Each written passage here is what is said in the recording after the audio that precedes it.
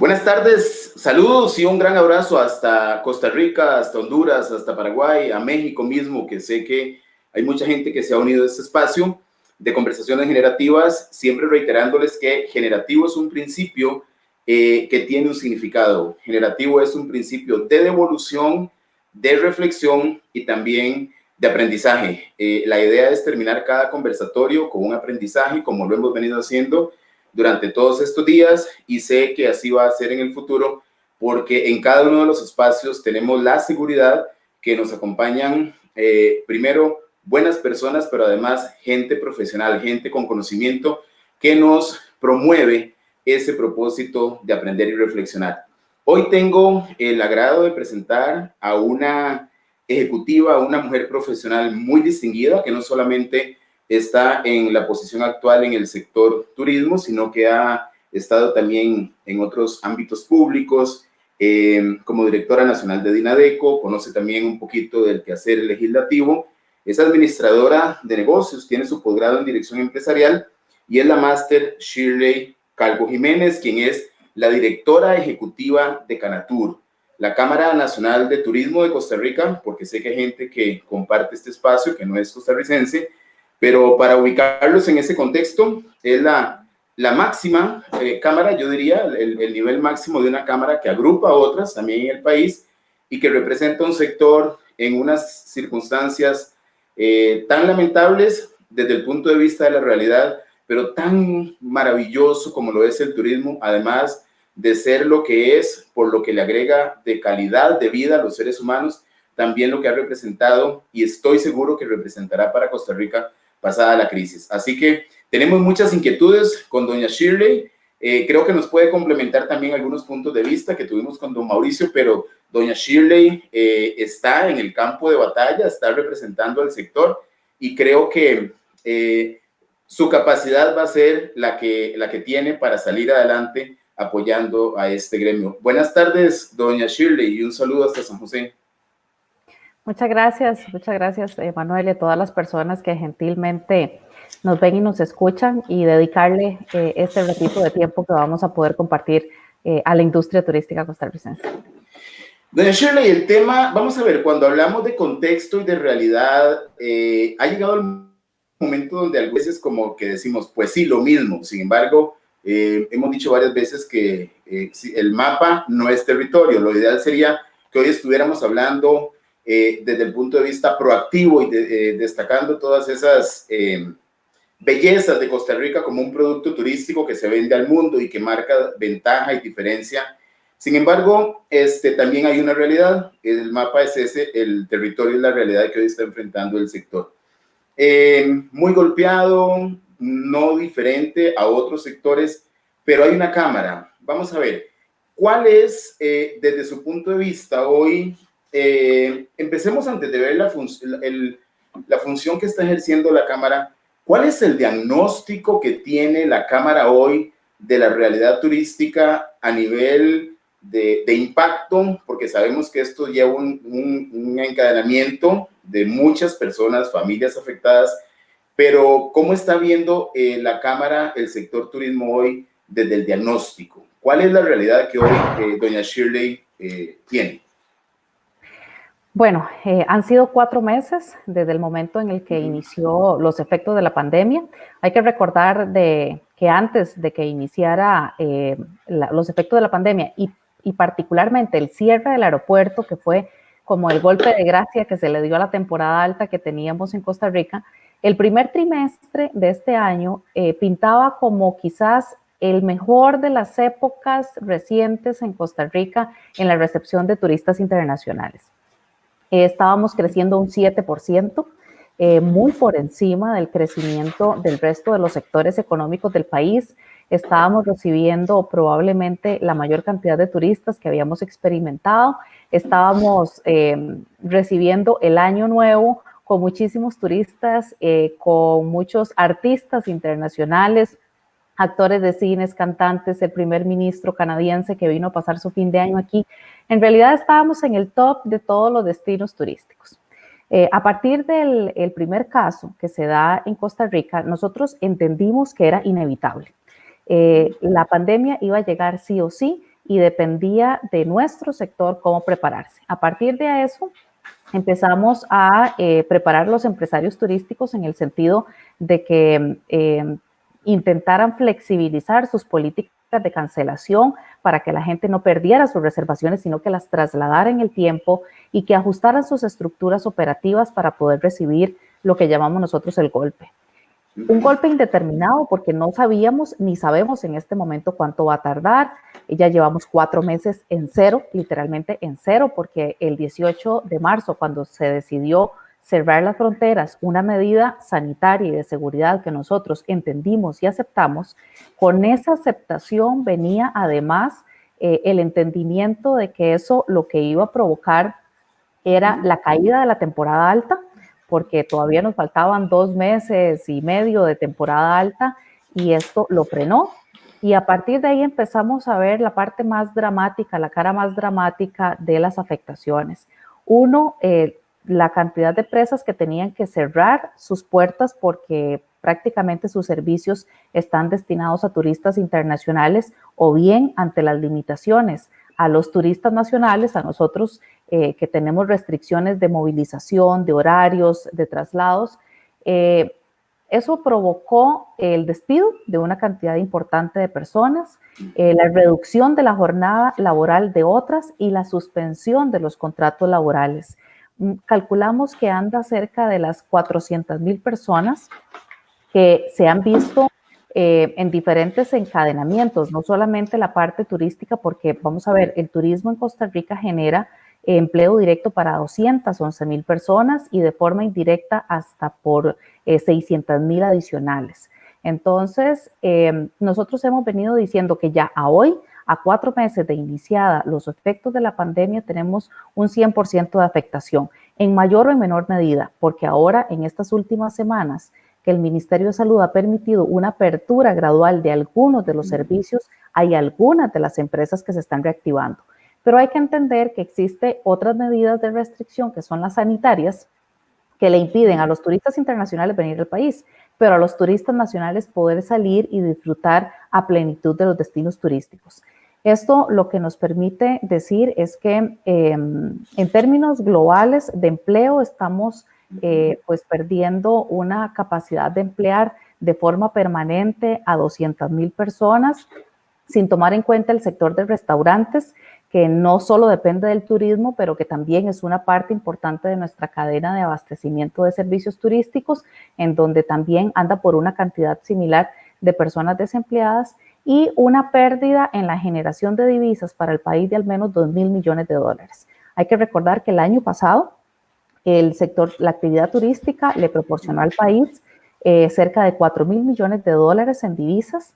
Recibimos a 3,100,000 turistas internacionales y esto evidentemente va a contrastar de forma muy grande este año porque no estamos, aunque somos muy optimistas, somos realistas también en el sentido de que vemos que nuestros principales mercados de atracción, como lo es Estados Unidos, Europa y Canadá, no se están recuperando de una forma rápida, de manera que no vemos que esos mercados se vayan a activar en lo que resta de este año en un volumen que nos permita recuperar cuando venga lo que nosotros llamamos la temporada alta, que es cercano a fin de año, poder recuperar una cantidad importante, no solo de ingreso de turistas, sino de generación de actividad económica, que además es lo que permite recuperar los empleos.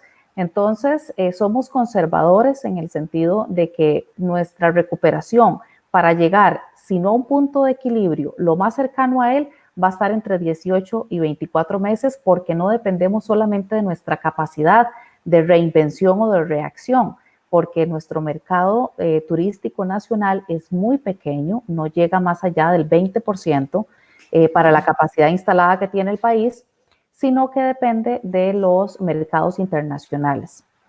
Y por mercados internacionales no solamente vemos los países de los cuales atraemos turistas, sino también la conectividad, que es lo que nos dan las líneas aéreas. En este momento hay muchísimas líneas aéreas con gravísimos problemas económicos, que sabemos que hay algunas que no se van a poder recuperar, otras empezarán a volar a aquellos países que sean más cercanos y más rentables o los que les ofrezcan mejores beneficios. Y en ese sentido, nosotros al tener al día de hoy las fronteras cerradas y sin ninguna actividad con las aerolíneas, más que los vuelos de repatriación, vemos que ese va a ser una de las prioridades que las autoridades van a tener que asumir, que es precisamente recuperar la conectividad de Costa Rica, que además es uno de los países a nivel de la región más y mejor conectados, por eso recibimos esa cantidad de turistas. Pero sí, aunque intentamos mantenernos positivos, porque sabemos que esto va a pasar y sabemos que Costa Rica mantiene intacta su belleza escénica, su belleza natural, el pura vida de la gente, nuestra capacidad de servicio al cliente, todo eso está intacto. Entendemos que la recuperación no va a depender solamente de nosotros y que los países se van a recuperar muy lentamente. Cuando hablábamos de una cantidad muy conservadora de contagios, en algún momento vislumbraba yo a Costa Rica como una posibilidad de hacer turismo desde una perspectiva, digamos, no le podría decir más sana, pero tenía un valor agregado eso. Hoy nos está cambiando el panorama. Incluso leí por ahí un llamado a la Embajada de los Estados Unidos a sus ciudadanos para que abandonaran Costa Rica.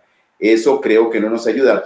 Vamos a ver, doña Shirley, creo que Canatur, con todo el esfuerzo que históricamente ha venido haciendo y representando muy bien el sector, no tiene la solución, pero hablamos de Canatur y si le sumamos el esfuerzo de la institución que rige doña María Amalia Revelo, si tuviéramos que hablar de un plan estratégico, algo concreto, desde Canatur también, ¿cómo se están acercando al sector? ¿Qué propuestas, qué alternativas? Vamos a ver, cuando yo hotelero, cuando yo empresario, siento que mi negocio se cae, puede ser que se acabe, y tengo una rectoría, digamos, desde el ICT y también desde Canatur, ¿qué podría esperar un empresario de Canatur desde diferentes perspectivas? ¿Cómo han replanteado su estrategia? Porque estuve viendo y encontré algo maravilloso que creo que estaba ahí si no hubiese llegado este asunto. Y habla de la visión estratégica al 2024, al 2024.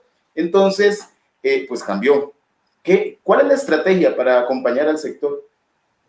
Bueno, hemos estado visualizando dos ámbitos de acción que son absolutamente importantes. Uno tiene que ver con un paquete de medidas que permitan la continuidad del negocio, que le permitan a las empresas turísticas sostenerse. Eso pasa por ayudarle a las empresas con el refinanciamiento de las deudas que ya tengan, el acceso a líneas de financiamiento específicas para capital de trabajo y que le permita sostener el empleo, que permita sostener las planillas. Aunque en este momento no estamos generando actividad económica, es muy importante no depender de aquellas estrategias de subsidio del empleo, porque sabemos que son muy limitadas. Es mejor permitirle a las empresas seguir operando para que estas empresas mantengan esos empleos y le puedan seguir pagando un salario a estas personas y que no queden desempleadas. Y básicamente el acceso a un fondo de avales y garantías para aquellas pequeñas y medianas empresas que por sí solas no tengan garantías o las que tengan ya las tienen comprometidas. A esas empresas hay que generarles acompañamiento para que aguanten, para que sobrevivan, para que pasen esta ola de 18 a 24 meses. Ese es el primer paquete de acciones en el que hemos venido trabajando junto con el ICT y lamentamos muchísimo el quebranto de salud de doña María Amalia, pero esta era una de sus prioridades y además también, aparte del refinanciamiento de las deudas ya existentes, que eso lo hemos venido trabajando con el Sistema Bancario Nacional, también está el tema de generar una línea de financiamiento internacional para el sector turístico, que le permita a las empresas acceder a recursos en condiciones mucho más favorables que la que quizás puedan obtener en el mercado nacional, con plazos más amplios, tasas más bajas, periodos de gracia para al menos 2 años. O sea, la gente necesita, para poder mantener la empresa, acceder a recursos en este momento y que no se le estén cobrando de inmediato las cuotas, porque no estamos generando actividad económica, sino que puedan tener 1 o 2 años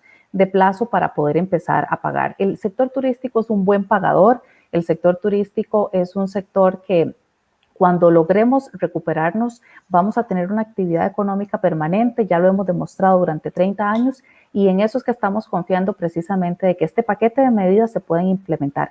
Y la otra tiene que ver con el mercadeo, con el mejoramiento de las capacidades de las empresas de brindar los servicios turísticos y mantenernos en la mente del turista internacional.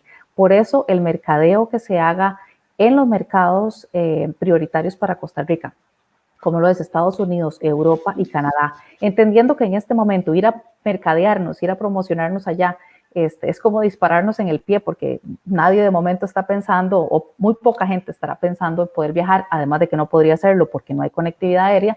Lo cierto del caso es que ese es el paso a seguir, el mantenernos en la imagen del turista internacional para que no se olviden de Costa Rica y que lo primero que quieran hacer cuando puedan viajar, porque ya existe una vacuna, porque ya hay protocolos, porque ya se animó a salir, porque recuperó su capacidad económica, sea Costa Rica donde venga. Y una tercera etapa, que también estamos trabajando al mismo tiempo, tiene que ver con el desarrollo de destinos turísticos emergentes en Costa Rica. Tenemos que empezar a enamorar a otro tipo de turistas que quizás no había sido el que más nos interesara traer, pero Costa Rica tiene capacidad para desarrollar segmentos en turismo rural comunitario, en turismo médico, que también es otra área no muy desarrollada. A partir de la construcción del centro de convenciones, el turismo de reuniones, somos un país que puede complementar la oferta turística de ocio y de distracción con la oferta turística de congresos y de reuniones, captar grandes eventos a nivel internacional. Consideramos que estamos en capacidad de hacerlo, no solamente por la capacidad hotelera instalada, que es el complemento al centro de convenciones, sino también la conectividad aérea y otros segmentos como el wellness. Entendemos que ahora el nuevo turista prevemos que va a querer viajar a aquellos destinos en donde se le asegure distanciamiento, que no sean destinos masivos de cientos de miles de personas en un mismo lugar al mismo tiempo. Costa Rica de por sí ya ofrece esa posibilidad de que venga, de que las habitaciones no estén juntas, que puedan estar en medio de un bosque, que puedan ir a caminar con distanciamiento, que puedan disfrutar una playa de 3,5 kilómetros. Ese tipo de condiciones que ya de por sí Costa Rica tiene, consideramos que van a ser muy bien valoradas. Entonces, el mantenernos en la mente del turista, el generar nuevos espacios o nichos de mercado para poder atraer también de otros países que no son necesariamente los países de donde vienen los turistas. Por ejemplo, incentivar a que los suramericanos viajen a Costa Rica o que más gente del Caribe venga o empezar a traer turismo asiático. Consideramos que son eventuales decisiones que más temprano que tarde vamos a tener que empezar a desarrollarlas, porque vamos a tener que ser muy creativos, porque ahora el sector turístico a nivel mundial se va a tener que resetear, porque nos paralizaron, unos antes y otros después, pero el turismo fue una de las primeras actividades que se paralizó, precisamente porque el tema del contagio se da muy fácil en el traslado de personas. Entonces, cuando nos recuperemos, vamos a tener la competencia al lado y vamos a tener países que se están preparando muy bien. Tenemos países en donde sus gobiernos han estado emitiendo planes de salvamento para las empresas turísticas y para las líneas aéreas, y Costa Rica no puede quedarse atrás, y esa es la estrategia que nosotros hemos venido en conjunto con el ICT desarrollando de cara al gobierno. Doña Shirley, de este tema de flexibilización de fondos para poder mantener esas pequeñas empresas y que sobrevivan estos 24 meses, ¿es una propuesta o ya es algo concreto donde las empresas podrían desde esto generar seguridad de decir, me voy a sostener porque tengo una planilla que pagar, no quiero quedarme desprotegido? ¿Hay algo ya concreto o es un planteamiento que entraría en alguna burocracia estatal para ser aprobado? Estamos en 2 vías de trabajo. Una, la que es individual con cada uno de los bancos, que de acuerdo a sus posibilidades de iniciativa propia, han generado opciones específicas para el sector turístico, que tiene que ver con extender los plazos, generar nuevos créditos, a pesar de que ya la empresa tenga un crédito anterior, y no pedirle garantías adicionales, pero todo eso ha sido casi que negociación uno a uno. La negociación que nosotros estamos buscando pasa porque el Estado se comprometa, ya sea con fondos nacionales o buscar ante el BESIE, el Fondo Monetario Internacional, el Banco Mundial o alguna otra fuente de financiamiento internacional, poder traer capital extranjero y que se ponga a disposición de forma exclusiva para el sector turístico. Ahí es donde le comentaba que doña María Amalia ya había iniciado conversaciones con el Banco Centroamericano de Integración Económica y se han estado avanzando en conversaciones. Normalmente esos procesos no son rápidos, no son de la noche a la mañana y entendemos que tenemos que avanzar con lo que hay en este momento con los bancos y con su posibilidad, disponibilidad y con el financiamiento internacional. Pero nosotros esperamos que sin asumir un compromiso en tiempo, porque no depende de nosotros, sino de las autoridades, pero que esto sea un tema que se vaya moviendo todas las semanas con las autorizaciones que nos brindan los bancos. Por ejemplo, puedo decir que el Banco Nacional ha estado haciendo un gran esfuerzo por intentar generarle un acompañamiento muy pormenorizado al sector turístico. Ahí estamos con el Banco de Costa Rica. Promérica también está lanzando además una campaña muy interesante de descuentos, de tasa cero y de otras estrategias para poderle ayudar a los empresarios a que atraigan turistas en este momento. Entonces, cada quien ha estado buscando la forma porque se han sensibilizado, han entendido que el sector requiere ayuda, pero evidentemente la ayuda permanente y de grandes volúmenes probablemente tendrá que venir por una línea de financiamiento internacional. Eso pasa por el Ejecutivo, sí, pasa por el Legislativo también, porque normalmente estos recursos tienen que ser autorizados por la Asamblea Legislativa, pero ahí tenemos pues grandes expectativas porque hemos visto cómo también los diputados han asumido una actitud proactiva de ayudarle al sector.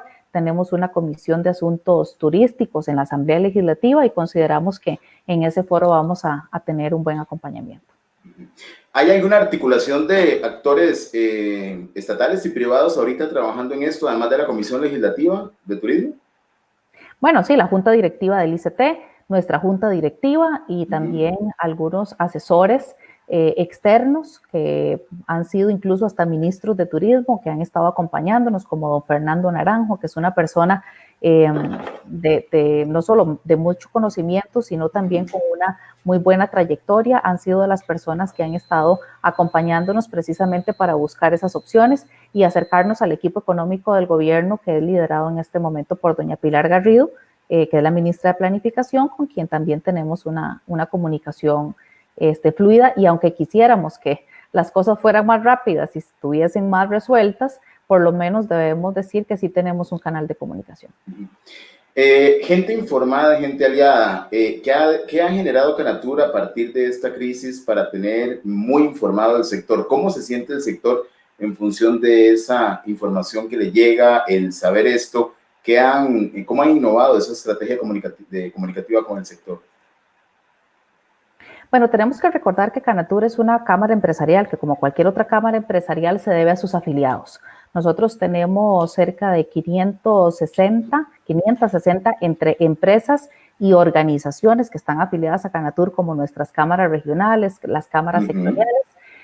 Y ante ese primer público es al que respondemos de inmediato, comunicándole semana a semana de las acciones que nuestra Junta Directiva, que nuestro presidente Rubén Acón está permanentemente en atención de reuniones y en generación de acercamientos. Y también existe otro público que tiene que ver con empresas del sector que no necesariamente están afiliadas a Canatur, pero que entendemos que es tal el nivel de ansiedad y de frustración ante esta situación, porque no está en manos de una sola persona resolverla, pero sí está en manos de todos las afectaciones, porque todos nos hemos quedado con las manos vacías en términos de no poder trabajar porque no hay turismo.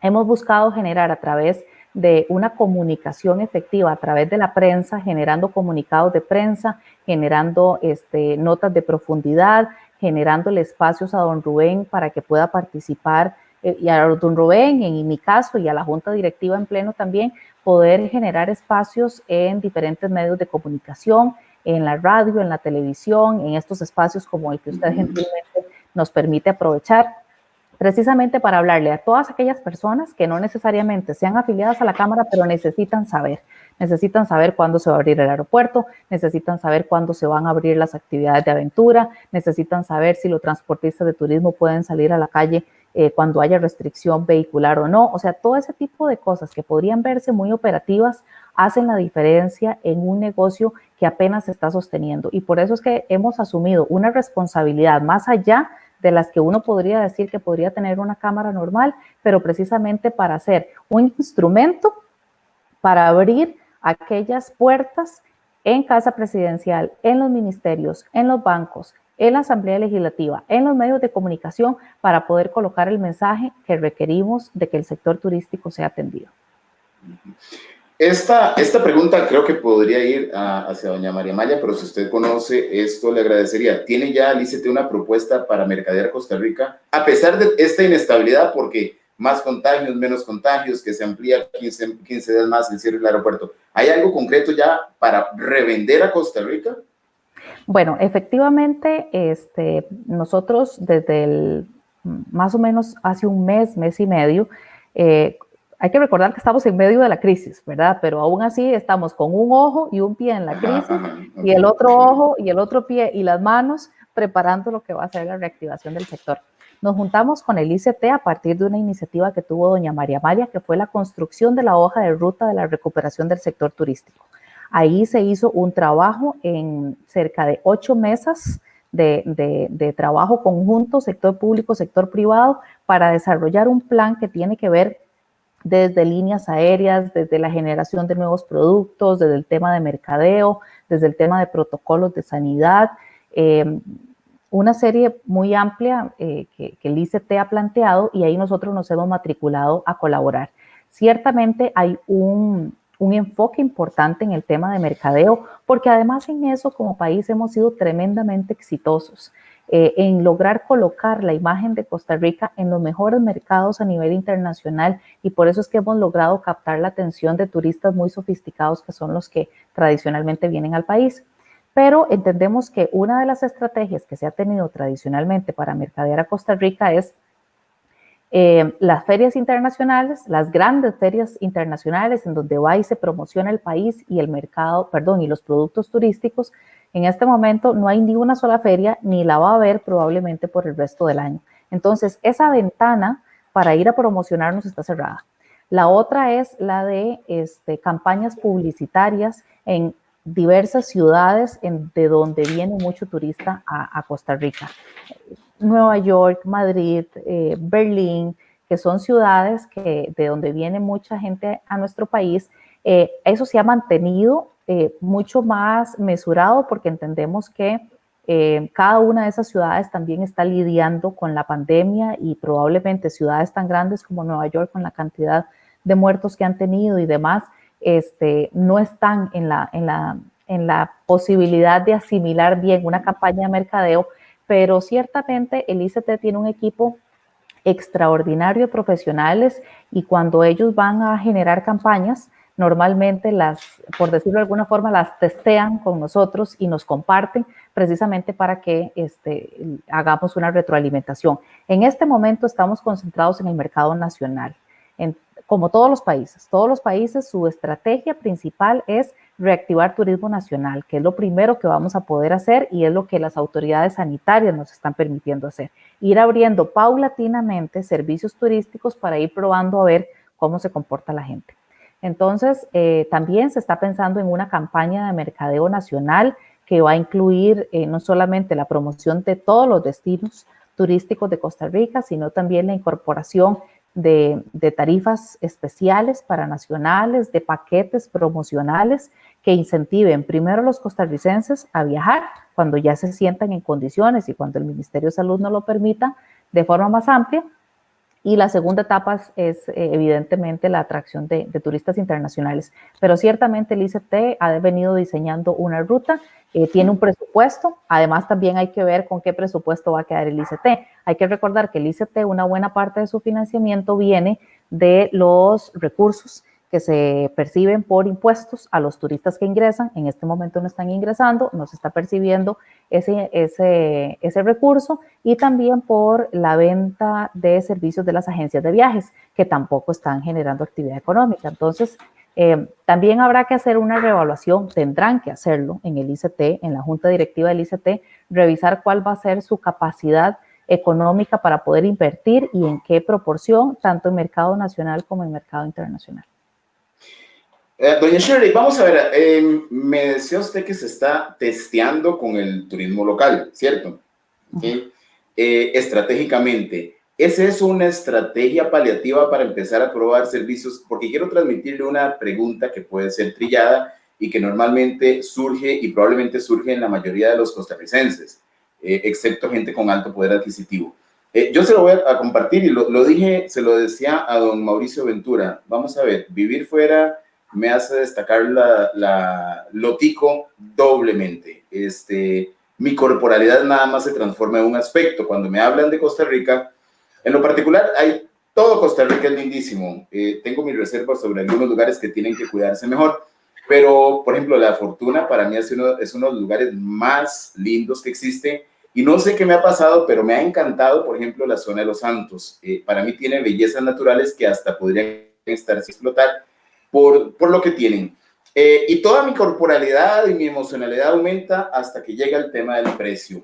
Ese tema del precio se lo quiero decir aquí en México, gente que ha estado y que quiere regresar ya no quiere regresar. Sabemos que es un poder adquisitivo, el poder del norteamericano, el europeo, pero cuando hablamos de ese testeo con el mercado tico, ¿es una estrategia paliativa o hay conciencia que realmente quieren abarcar ese mercado con un precio, no sé el tema de impuestos, de finanzas, con un precio justo o alcanzable al poder adquisitivo del costarricense? Porque ahí siempre ha existido ese tema. Entonces no sé si es paliativo para probar cómo están los servicios y luego irme a vender el ICT afuera, o van a generar una estrategia interna de manera sostenible hacia el mercado local.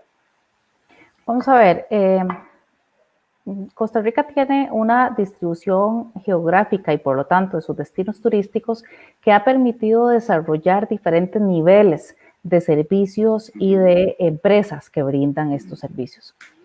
Ciertamente, producto de la popularidad que ha tenido Costa Rica a nivel de turismo internacional, se han enfocado muchas empresas precisamente a brindarle servicios a ese tipo de demanda. Pero el turista nacional siempre ha sido una parte muy importante de además algunos destinos muy particulares, principalmente los que son de visitación de un día, porque vamos a ver, el turista internacional en promedio en Costa Rica pasa entre 10 y 12 y hasta 14 días en el país. Eso los costarricenses, salvo que tengamos mucho tiempo y muchos recursos, no podemos hacerlo de irnos 14 días seguidos a visitar el país. Ojalá pudiéramos hacerlo, pero ciertamente los destinos que se han enfocado mucho en turismo nacional son los de visitación de un día o máximo 2 días. Entonces, encontramos que hay una oferta turística muy amplia. Sin embargo, en el tema de los precios, que yo sé que eso es una percepción generalizada, sobre todo en los costarricenses, es que los precios son muy altos. Y yo lo comentaba en otro programa hace unos días, es que producir en Costa Rica es caro. Y producir si queremos ser empresas formales, porque trabajar desde la informalidad, no pagando impuestos, no pagando la caja, evadiendo el tema de las facturaciones, eso haría que cualquier empresa pueda bajar los precios y competir muy a lo bajo. Pero ciertamente en donde Costa Rica pagamos la electricidad más cara de Centroamérica, en donde tenemos combustibles carísimos, en donde las cuotas obrero-patronales y en buena hora, porque en una ocasión como esta, en donde estamos en medio de una pandemia, vemos el aporte que hace la seguridad social al país, pero ciertamente esas cargas que se suman a la operación de las empresas hacen que se encarezca mucho el producto. Por eso es que dentro de las medidas que nosotros estamos solicitando al gobierno, es que se revaloren, que se reajusten esas estructuras de costos para las empresas y principalmente para las pequeñas y medianas empresas turísticas,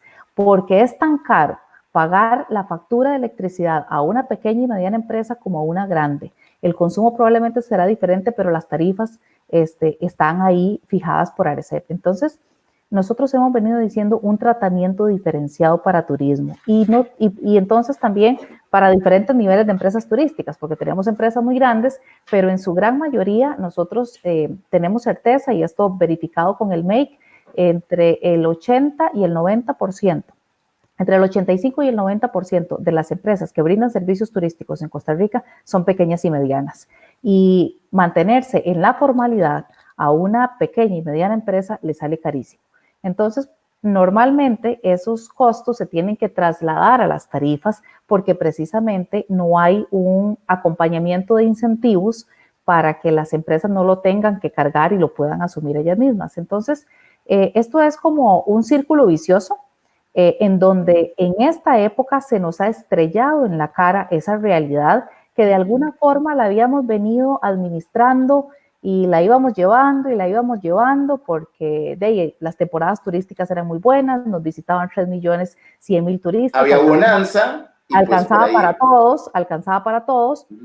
Pero ahora es el momento en el que tenemos que cuestionarnos si estas estructuras de costos para las pequeñas y medianas empresas turísticas les va a permitir mantenerse o no. Entonces, yo soy consciente, tenemos que reconocer de que probablemente hay precios, si nos ponemos a compararnos con otros países que son mucho más altos, pero también es muy cierto que producir en Costa Rica es caro. ¿Cómo estamos con la seguridad turística? ¿Han habido mejoras?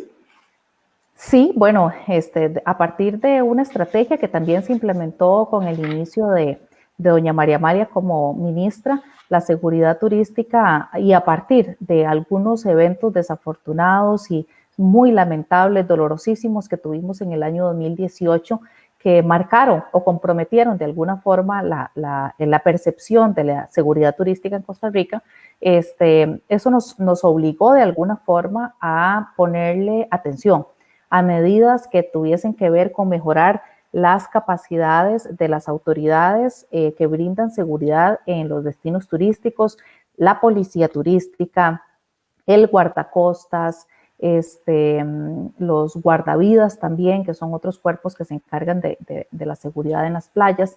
Se han hecho inversiones importantes en acompañamiento, en capacitación, en equipamiento. Por ejemplo, un centro turístico importantísimo para Costa Rica como es Tamarindo, no tenía una delegación policial y los policías tenían que trasladarse cientos de kilómetros para poder regresar a su base y poder ir a monitorear el centro turístico. Bueno, ya se está construyendo una delegación policial gracias a una inversión que está haciendo el ICTI. Entonces se han tomado medidas en donde además a los empresarios les trasladamos o le hicimos ver la necesidad de asumir responsabilidades en el tema del cuidado de los turistas. La seguridad turística, y sacamos una campaña en conjunto con el ICT que se llamaba Cuidémonos Juntos, no es exclusiva de las autoridades, es una competencia del empresario que es importante que le diga al turista, mire, es mejor que a esta hora no salga, es mejor que a aquel lugar no vaya, es preferible ser transparente con el turista, que le genere confianza, a preferir no decir nada y que luego sean objeto de algún delito. Otra medida que tomamos fue en conjunto con la Fiscalía General de la República, en donde se le asignó una serie de fiscales especializados en atender a turistas, porque uno de los problemas que existe cuando se comete un delito en contra de un turista en el país es que normalmente no denunciaban y el caso quedaba impune porque el turista tenía que irse el día siguiente. Entonces se han implementado una serie de mecanismos virtuales para que la víctima se mantenga en contacto con el sistema judicial y pueda seguir aportando información para que aquel delito no vaya a quedar impune. Eso es en el peor de los casos, ya cuando se comete un delito. Pero antes de eso hemos buscado generar conciencia y nos hemos ayudado con los gobiernos locales, que tienen policías municipales también, nos hemos ayudado con asociaciones de desarrollo, con las cámaras de turismo locales y junto con el ICT precisamente en ponerle atención a que el tema de seguridad no es el de los policías vestidos de azul, sino que también es una responsabilidad nuestra. Pero en términos generales, Costa Rica goza de una gran reputación en el tema de la seguridad turística. Uno de los temas que tiene que ver con seguridad turística que sí nos preocupó durante algún tiempo y le preocupaba a la Embajada Americana particularmente es la cantidad de ahogamientos que se dan en Costa Rica por ciudadanos estadounidenses. Después de México, somos el segundo país en el mundo donde mueren más estadounidenses por ahogamientos. Y esto, bueno, tiene mucho que ver con la cultura a la hora de entrar a las playas, entrar a los ríos, y ahí con los gobiernos locales particularmente y con el cuerpo de guardavidas, que se generó una ley el año pasado para crear el Cuerpo Nacional de Guardavidas, porque no había una ley ni hay un cuerpo de guardavidas a nivel de país. Se generó esa ley, se aprobó y ya está en el proceso de implementación. Todas estas son medidas que tienen que ver con seguridad turística. Doña Shirley, si me equivoco, me corrige. Creo que ya están operando los hoteles con un aforo de un 50%. ¿Es así? Sí, señor. ¿Tiene algunos datos de cómo están ya asumiendo esta nueva realidad? Hay algunos que del todo no han abierto porque no se les hace sostenible una operación con un 50%, o ya hay algunos datos de esa reactivación que poco a poco queremos que se dé. Bueno, tenemos datos de hoteles que están operando y con una diferencia importante entre playa y montaña. Los de playa están siendo más buscados a pesar de que estamos en medio del invierno, pero que estamos además coincidiendo con las vacaciones escolares en esta justa semana, esta y la próxima. Los destinos de playa están siendo un poco más populares y además por las promociones que se han implementado. Ahí andan entre un 20 y un 40% de ocupación. Pero en destinos de montaña tenemos reportes de un 8%. Y ese 8% de ocupación en un hotel básicamente da como para pagar el personal. Marista y el de seguridad. Exactamente. Y probablemente sin servicio de la alimentación todos los tiempos, ¿verdad? Pero ciertamente hay empresarios que lo están haciendo a pesar de que no generan ganancia mucho para sostener el empleo. Y aunque sean en jornadas reducidas, poderle generar un ingreso a esas familias que dependen de ellos, porque hay destinos turísticos como Monteverde, que si no es del turismo, difícilmente pueden encontrar otra actividad que realizar. Tortuguero, por ejemplo, que también es otro pueblo, y el Caribe Sur, en donde además no son de esos destinos que usted va en un día y va y regresa en un día. Ajá. Para poder ir a visitar el Caribe Sur, para poder ir a visitar Tortuguero, para poder disfrutar de Monteverde, usted ocupa 2 o 3 días. Entonces, el que no hubiesen vacaciones, el que tengamos todavía medidas de restricción por placas, por horarios, ahora estamos con el tema de las alertas naranjas y las alertas amarillas en diferentes cantones, que hace que se obliguen a cerrar a las 7 de la noche, eso desestimula mucho. Y ciertamente estamos en un momento en donde estamos probando, pero nos parece que ha sido una lección interesante. Uno, la gente que se anima a salir es consciente de que tiene que ir en su burbuja familiar. Entonces, lo que nos han reportado los empresarios, principalmente los hoteleros, es que se nota que son familias, no son grupos de amigos, sino que son núcleos familiares. Segundo, que el tema del distanciamiento se está entendiendo bastante bien. Hasta la misma gente ya en espacios comunes, en el lobby del hotel, en el restaurante, en la piscina, buscan mantener su distanciamiento y el lavado de manos y la sanitización con alcohol. Son cosas que han estado, porque les hemos pedido que no solamente implementen protocolos en los establecimientos, sino que vean el comportamiento de las personas. Y me parece que la gente está empezando a hacerlo, pero haciéndolo con cuidado. En lo personal creo que eso es un tema educativo. El tema de los contagios y las malas prácticas no es un asunto del doctor Salas, por más dolido que se muestre, porque creo que tiene una gran conciencia en el bienestar del país. ¿Hay alguien, por ejemplo, el INAH o alguna organización haciendo educación en temas de protocolos? Esa es la primera. Y hablando de protocolos, estuve revisando en la página del ICT, y por lo que yo veo, hay protocolos, dicen, para la actividad recreativa aérea, sector turismo, balnearios termales, congresos y convenciones. ¿Significa eso que ya estaríamos listos para prácticamente abrir en toda la industria turística? La primera es la educación en el tema de protocolos. La segunda es si con estos protocolos estamos listos. Y la tercera es, hay mucha presión y comparto el sentir de la gente que necesita que la economía gire, porque creo que quedarse encerrado no es ni será la solución. Es un tema de responsabilidad, es imposible. Como ciudadano, creo que los primeros días todos estábamos confinados y entendiendo que probablemente iba a pasar en 8 días y vamos todos para la calle, no va a ser así. Y el impacto económico y social es muy, muy fuerte en caso de seguir. Protocolos, educación. Y la tercera pregunta es, si mañana la restricción se quitara totalmente, ¿está Costa Rica lista para abrir? ¿Qué pasa con los protocolos del aeropuerto? El aeropuerto está ya listo para recibir a un adulto mayor y garantizarle un paso objetivamente sano. Porque no sé si Aeris ya tiene alguna propuesta concreta o si la han estado debatiendo con la gente del Ministerio de Salud, pero no he visto como un comunicado que garantice la tranquilidad para esto.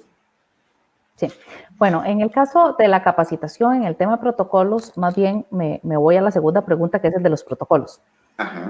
Cuando nosotros empezamos a ver cómo estaban comportándose otros países en donde ya estaban con reaperturas graduales de servicios, entendimos que los sectores y las autoridades sanitarias nos iban a obligar a generar protocolos principalmente para asegurar la sanitización de las actividades, de los espacios, de los trabajadores, nuevas conductas de comportamiento a la hora de brindar el servicio. Entonces, el ICT, junto con Canatur, junto con INTECO, que es el Instituto Nacional de Normas Técnicas, y junto con el INAH, hicimos un gran equipo técnico de trabajo y antes de que nos pidieran los protocolos estábamos trabajando en ellos. INTECO fue nos dio un acompañamiento extraordinario porque ellos tienen contactos en todo el mundo que tienen que ver con generadores de normas técnicas internacionales para casi que cualquier cosa y rápidamente nos encontraron ejemplos de qué se estaba haciendo en el mundo y empezamos a trabajar con el ICT, con el liderazgo del ICT y nosotros como contraparte técnica generamos yo creo que ya andan como entre 14 y 16 protocolos de diferentes actividades porque además no queríamos hacer un protocolo general, sino un protocolo para cada una de las actividades. Ahí nos sumamos con el Ministerio de Salud y nos felicitaron porque dijeron, es el primer sector que se está organizando alrededor de los protocolos porque sí nos dijeron una cosa desde el inicio. Si no hay protocolo, la actividad no se abre. Entonces, para una apertura gradual, parcial o total, tiene que haber un protocolo. Entonces, entendimos que teníamos que hacerlo de esa forma. ¿Y por qué sumamos al Ministerio de Salud? Porque el Ministerio de Salud tenía que generar un lineamiento general para el sector turístico. A partir del lineamiento general venían los protocolos y después de los protocolos la capacitación. Entonces, trabajamos con diferentes equipos técnicos en la elaboración de cada uno de estos protocolos que están colgados en la página web del ICT. Pasaron a aprobación del Ministerio de Salud, todos están ya aprobados, excepto los de aeropuerto, porque esos no le corresponden al ICT. La autoridad en materia aeroportuaria le corresponde al Ministerio de Obras Públicas y Transportes y Aviación Civil, entonces el protocolo se está trabajando a ese nivel. Y contestándole la tercera pregunta, sí existen protocolos, cada uno de los aeropuertos ya desarrolló el suyo, pero como es una rectoría compartida entre el ICT, Aviación Civil y el Ministerio de Salud, han tenido algunas diferencias en la forma en la que se pueden asegurar partes del proceso y están haciendo reajustes, pero estamos cercanísimos a que en esta semana, si no la próxima, ya se oficialicen, por eso es que no ha salido un comunicado formal, pero es porque se presentaron, se devolvieron, se están haciendo ajustes y están ya en la última revisión. Y en el tema de la capacitación, el INAH ha sido extraordinario porque rápidamente lograron convertir el lineamiento general del Ministerio de Salud, los protocolos que elaboramos en conjunto con el ICT, en cápsulas informativas para poder hacer una difusión masiva entre los colaboradores de las empresas de cómo aplicar el protocolo. Y además de la capacitación vía virtual, porque entendemos que no vamos a mandar a nuestros trabajadores a una aula del INAH 200 horas para que se capaciten, había que hacerlo de la forma más accesible posible y masiva posible, y el INAH nos generó estos instrumentos que ya están terminando de afinarse. Existe otra empresa que ha desarrollado una herramienta interesantísima para las empresas que tiene que ver con una aplicación web que se puede utilizar en las tabletas y en los teléfonos, que es como un checklist del protocolo. Del protocolo de cada una de las actividades, en donde yo como colaborador puedo ir verificando qué estoy cumpliendo y mi jefe me puede ir revisando qué estoy haciendo, qué estoy dejando de hacer, cuándo lo hice bien, cuándo lo hice mal, para ir generándole ajustes a los trabajadores en la aplicación de los protocolos. Y eventualmente el Ministerio de Salud venir a echar un ojo y decir, Vamos a ver, empresa, usted cómo está aplicando los protocolos, y esa aplicación le genera un reporte de, por ejemplo, en los hoteles, cuántas veces se ha limpiado el mostrador del front desk, y cuáles han sido las personas que lo han hecho. Bueno, es una elaboración. Yo creo que la creatividad en eso ha sido como importante, y tenemos la posibilidad de no solamente tener los protocolos, es que lo importante es que se apliquen. Y además de que se apliquen, de que nuestros colaboradores entiendan de que no es un tema de que tienen que aplicarlo durante este mes, que es cuando están los contagios más altos, que ya después vamos a dejar de hacerlo. No, no. Ya es la nueva normalidad, que es de lo que llaman algunos expertos, y tenemos que aprender a convivir con el virus, porque el virus no se va a ir. Tenemos que aprender a convivir con él, y además a minimizar todas aquellas actividades que puedan provocar un contagio, buscar minimizar los riesgos. Y de eso se tratan los protocolos, y de eso se trata la verificación. Muy bien, disculpe que estaba desviando mi atención, quería revisar algunos comentarios, pero en realidad dicen que no news is good news en el tema de las preguntas. Todo está tan claro que no han preguntado. Por ahí veo gente muy estimada, un amigo en Uruguay, está Randall en San José, está Edgar Ayala, quien fue en algún momento representante de una línea aérea también, y la gente dice excelente tema. Creo que la excelencia está en la claridad de sus planteamientos. Me queda una pregunta, y es el tema de sustentabilidad. ¿Cómo estamos? Dicen que en algunos lugares hay que regenerar a Costa Rica, que las prácticas sustentables se nos han quedado atrás, que hay nuevas cosas que están por llegar. ¿Cómo andamos con el tema? Y el talento humano, seguramente se me sale lo docente, y quería tener su versión de cómo están nuestros recursos. ¿Nos estamos quedando rezagados? ¿Estamos actualizando? El INA me parece, y admiro mucho al INA, creo que está haciendo un gran papel. Bueno, yo creo que son dos áreas en las que Costa Rica ha sido un campeón en la generación o la incorporación del compromiso con la sostenibilidad en cada una de las actividades turísticas. Yo creo que ahí incluso somos ejemplo a nivel internacional, hemos sido galardonados, y es vamos a ver, una materia, si bien no superada, es una materia que no podemos brincarnos en el país, ni en ninguna inversión que ya se haya hecho, ni en ninguna de las que se vaya a hacer. Ya está como incorporado en el ADN. Lo importante es mantener el compromiso, al igual de lo que hablábamos con los protocolos. Lo importante no es tenerlos, es aplicarlos siempre. Y en este caso de la sostenibilidad, hay muchos otros sectores, incluso más allá del turismo, que están empezando a ver en la necesidad de incorporar estos compromisos con la sostenibilidad en sus actividades, y entonces se va generando un encadenamiento.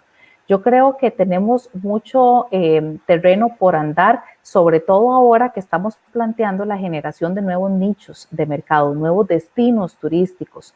Bueno, que desde que se vaya a generar un nuevo destino turístico ya venga comprometido con los más altos valores en temas de sostenibilidad, que las empresas que se vayan a instalar en ese destino turístico tengan que cumplir sí o sí, que puedan certificarse con el CST, que es una certificación súper importante para Costa Rica, y a nivel internacional también, hasta copiada, por decirlo de alguna forma, la certificación de sostenibilidad turística, a la cual se le hizo una actualización, si no recuerdo, el año pasado, fue la tras anterior, precisamente para actualizarlo con las nuevas tendencias internacionales. Y yo considero que el ICT ha asumido una bandera, y el sector privado implementándola en ese sentido, en donde no vamos a bajar la guardia en estos temas.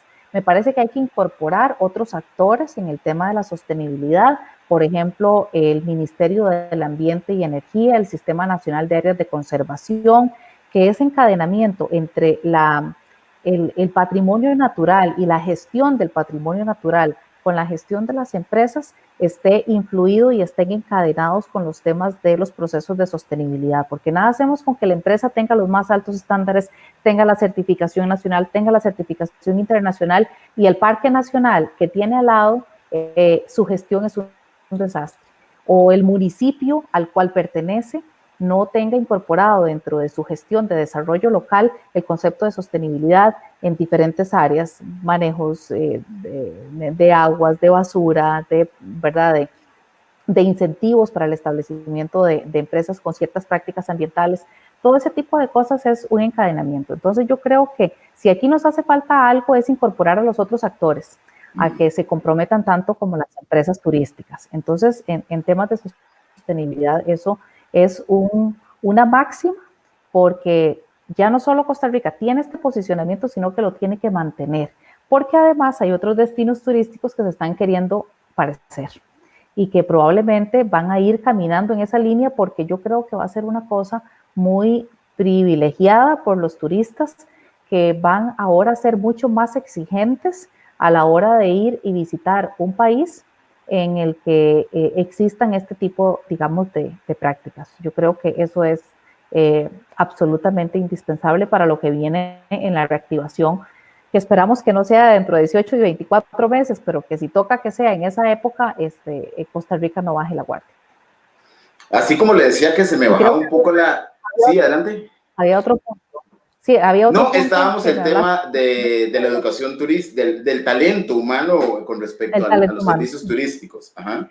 Sí, ahí tenemos también, bueno, el INA, que tiene un núcleo de turismo que durante muchos años ha venido preparando al recurso humano, al talento humano que tenemos, y además es otro de los factores por los que nosotros nos reconocemos a nivel internacional, y es la capacidad del servicio al cliente. El pura vida, el turista internacional lo traduce en el buen trato que les dan el recurso humano que lo atiende cuando viene a hacer turismo, y hasta el costarricense de a pie que se encuentran en la calle.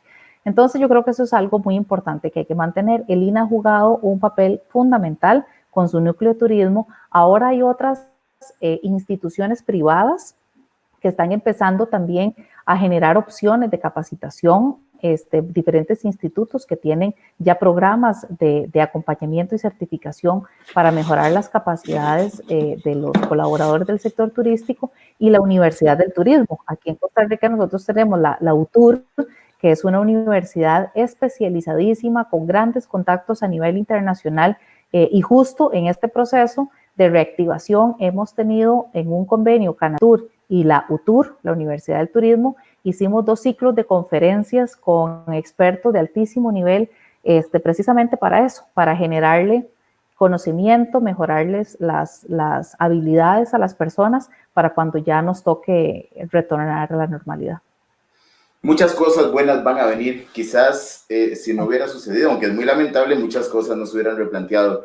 Y retomando el tema anterior, cuando le hablaba de mi corporalidad y mi emocionalidad, que se bajaba un poquito cuando hablábamos del precio, que usted ya me aclaró, sí, se me aumenta muchísimo porque es un orgullo ser tico, pero sobre todo cuando me encuentro gente que de buenas a primeras nos identifica con ese principio de sustentabilidad y lo que representa. Realmente hay una marca país que también se asocia con esto.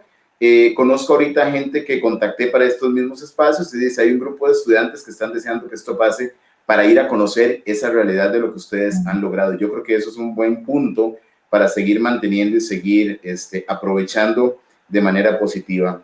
Yo me quedo con algo, es un conversatorio, estamos hablando de un sector muy golpeado, como hay otros, pero particularmente turismo, del cual he formado parte por 13 años, porque 12 en Costa Rica y 1 en México en la actividad hotelera. Hoy es la realidad, está golpeado, hay gente que puede quedar en el camino, pero yo me quedo con la esperanza de que estos recursos que se espera puedan salir de una buena estrategia gubernamental, con esta solidaridad que el mundo está viviendo, ojalá puedan llegar para que menos gente se quede fuera. Es lamentable, pero sí me quedo con eso, me parece que es muy importante, y gracias por tanta información y de una manera tan clara y tan profesional, doña Shirley. No, muchas gracias, de verdad que estamos siempre muy agradecidos con la posibilidad de poder comentar de estas cosas. El tema de la comunicación en momentos de crisis es básica, fundamental, que sepan en lo que estamos haciendo, cuáles son nuestras preocupaciones, cuáles son nuestras prioridades, y estos espacios nos permiten llegarle a todas las personas que ven en Costa Rica un factor muy importante de desarrollo, la actividad turística. Y por eso es que estamos muy agradecidos de haber compartido esta hora con ustedes. Muchísimas gracias. Esto queda para otra gente que sé que luego entran, lo revisan. Hemos tenido muy buenas experiencias, tal vez ahorita no puedan compartirlo, pero sé que luego lo van a ver y hay muy buenos aportes y sobre todo una gran esperanza. Creo que es un tiempo de fe, de esperanza y de ir hacia adelante. La realidad es la que es, pero solamente nos queda mirar hacia el futuro. Así que le agradezco muchísimo, un saludo hasta Zapote, esa tierra preciosa que me vio nacer. Y bueno, muchísimas bendiciones y muchas gracias. Muchas gracias a ustedes.